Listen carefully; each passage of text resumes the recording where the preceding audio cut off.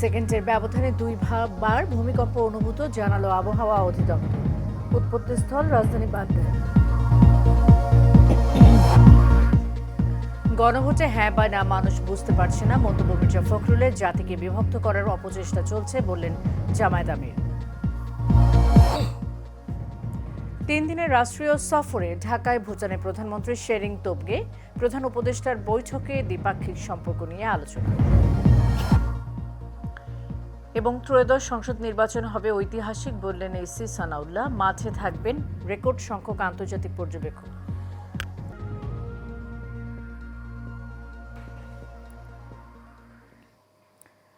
স্বাগত Asian prime নিউজের সাথে আছি সাবরিনা জিয়া। এতক্ষণ শুনছিলেন বিআরবি কেবল ইনব্রাসিস লিমিটেড সংবাদ শিরোনাম। এবার চলে যাব পুরো খবরে। 2 দিনে টানা তৃতীয়বারের মতো দেশে ভূমিকম্প অনুভূত হয়েছে। সর্বশেষ সন্ধ্যা 6:06 রাজধানীতে ভূমিকম্প অনুভূত হয়।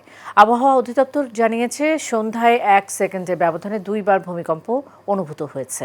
এর মধ্যে প্রথম ভূমিকম্পটি অনুভূত হয় সন্ধ্যা 6:06 4 সেকেন্ডে। মাত্রা ছিল 3.7। এরপর ফের সন্ধ্যা 6:06 5 সেকেন্ডে দ্বিতীয় ভূকম্পনটি অনুভূত হয় রিক্টার স্কেলে, যার মাত্রা ছিল 4.3। তবে দুটি ভূমিকম্পের উৎপত্তিস্থল ঢাকার বাড্ডা বলে জানিয়েছে আবহাওয়া সংস্থাটি। গত 10 বছর ফ্যাসিবাদ বিরোধী দৃশ্যমান কিছু করেনি জামায়াত, এমন মন্তব্য করেছেন বিএনপি মহাসচিব মির্জা ফখরুল ইসলাম আলমগীর।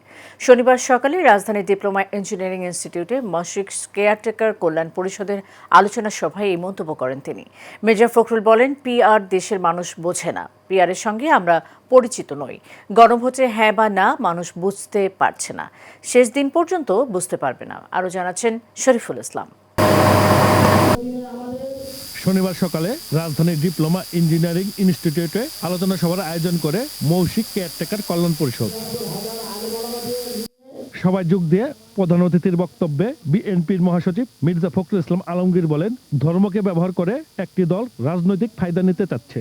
গত 10 বছর কিন্তু আমরা তাদের এই ফ্যাসিস্ট হাসিনাকে পরাজিত করবার জন্য ভিজিবল দৃশ্যমান কোনো কাজ দেখি।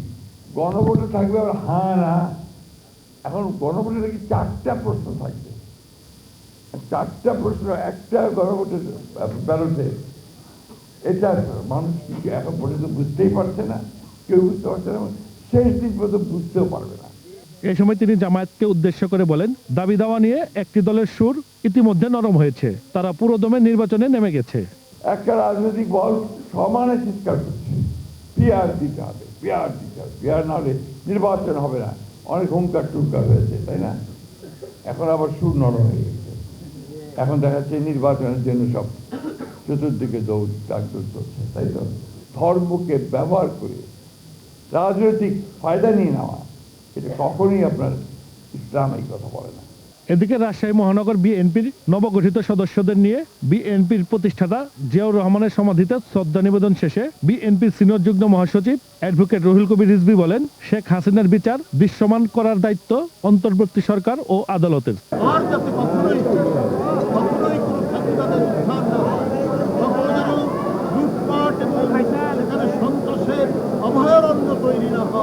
অস্থিতিশীলতা তৈরি করার অনেক প্রচেষ্টা করবে পরাজিত শক্তিরা বিভিন্নভাবে।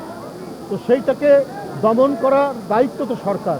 সব কিছু করেই জনগণ যাতে ভোট কেন্দ্রে গিয়ে তার পছন্দ মতো ব্যক্তিকে ভোট দিতে পারে, সেই ব্যবস্থাটা দায়িত্ব হচ্ছে সরকারের। সেক্ষেত্রে গণতন্ত্রকামী সমস্ত রাজনৈতিক দল সরকারকে সহযোগিতা করে। রাজুক এবং পতিত সরকারের সীমাহীন দুর্নীতির কারণে ঢাকা আজ অপরিকল্পিত নগরে পরিণত হয়েছে বলে এ সময় জানান বিএনপির এই জ্যেষ্ঠ নেতা। অনুমোদন ছাড়াই রাজুকের প্রায় 95% ভবন তৈরি হয় কি করে? Shariful Islam, Asian television, Dhaka.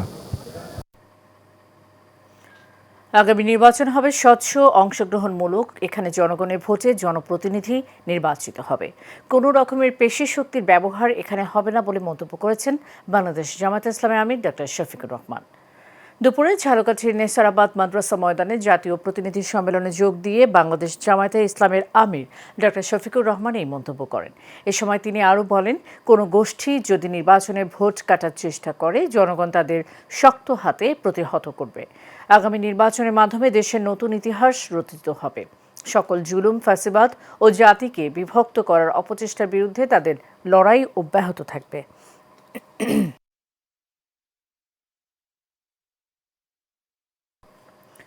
ভুটানের প্রধানমন্ত্রী শেরিং তোবগে সাভারের জাতীয় স্মৃতিসৌধে মুক্তিযুদ্ধের শহীদদের প্রতি ফুল দিয়ে শ্রদ্ধা নিবেদন করেছেন।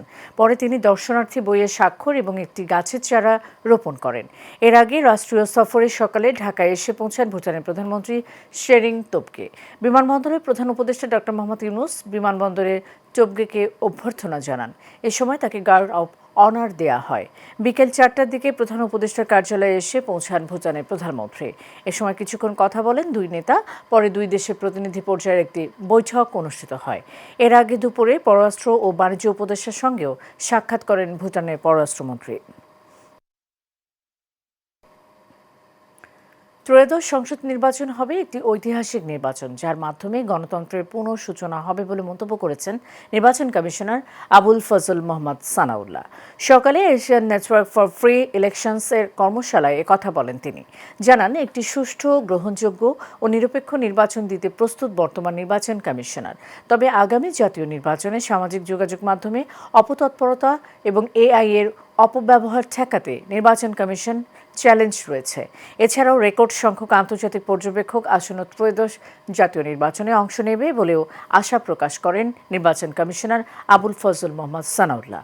বলেন, তারা সবাই একটি ঐতিহাসিক নির্বাচনের অংশীদার হতে চায়।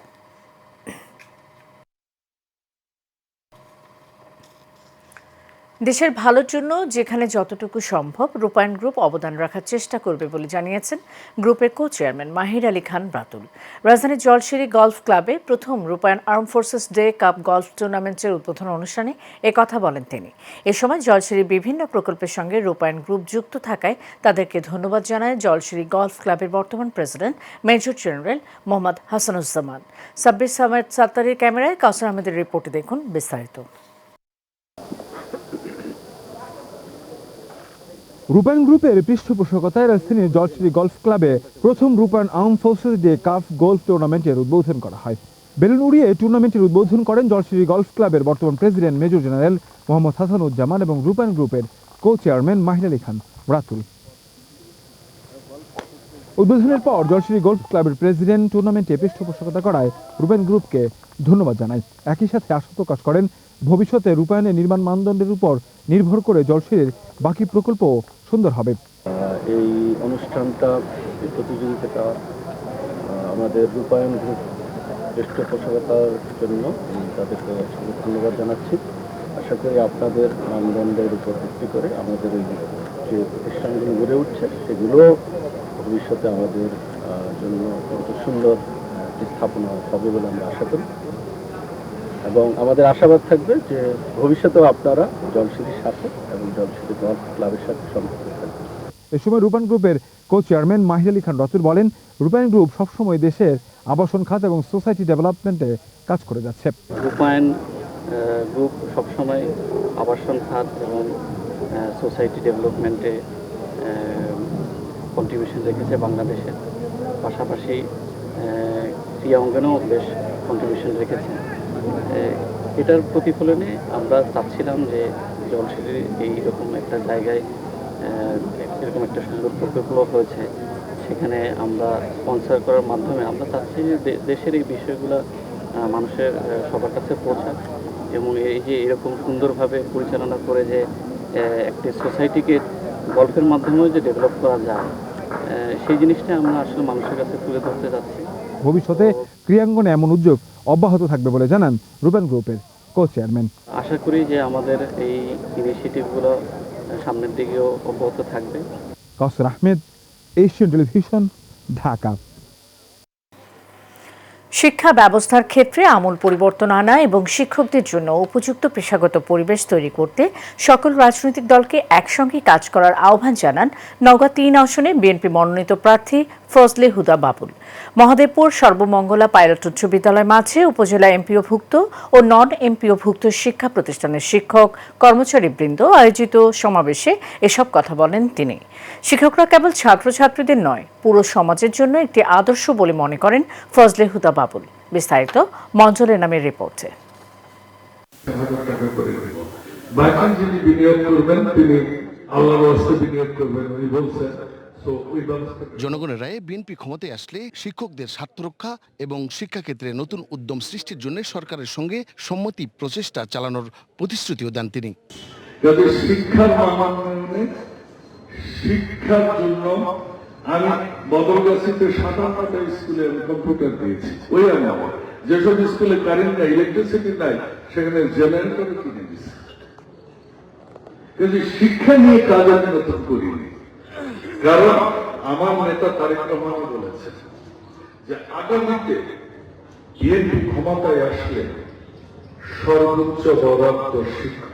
সমাজের ভিত শক্তিশালী করার জন্য শিক্ষকদের অবদান স্বীকৃতি দিয়ে সবসময় শিক্ষক সমাজের পাশে থাকার প্রত্যয় ব্যক্ত করেন ফজলে হুদা বাবুল।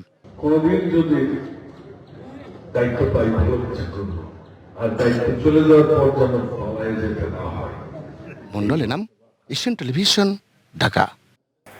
ঢাকা 14 আসনে দারুস সালামে থানা বিএনপির আহ্বায়ক এস সিদ্দিক সাজুকে মনোনয়ন দেওয়ার দাবিতে মশাল মিছিল করেছেন স্থানীয় বিএনপির নেতাকর্মীরা। সন্ধ্যায় ঢাকা 14 আসনে বিভিন্ন এলাকায় এই মশাল মিছিল অনুষ্ঠিত হয়। এ সময় মিছিলটি মিরপুর 1 নম্বর থেকে শুরু হয়ে বিভিন্ন এলাকায় প্রদক্ষিণ করে এতে অংশ নেয় মিরপুর ও এর আশপাশের নেতাকর্মীরা। এ সময় তারা ঢাকা 14 আসনে কোনো বহিরাগত প্রার্থীকে মেনে নেবে না বলেও দাবি করেন। দুর্দিনের নেতাকর্মীদের পাশে থাকা এস সিদ্দিক সাজুকে প্রার্থী হিসেবে দেখতে চায় তারা।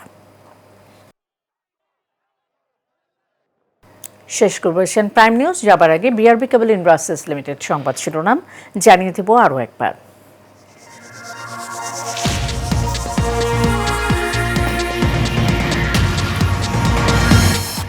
1 সেকেন্ডের ব্যবধানে 2বার ভূমিকম্প অনুভূত, জানালো আবহাওয়া অধিদপ্তর।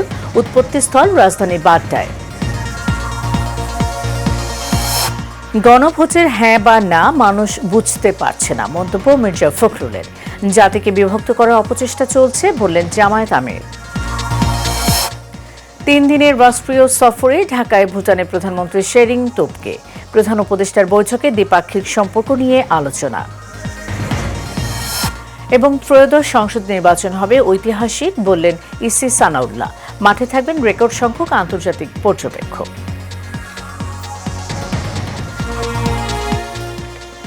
এশিয়ান নিউজ পর্যন্তই। পরের সংবাদ দেখার আমন্ত্রণ রইল। ধন্যবাদ, সাথে থাকুন।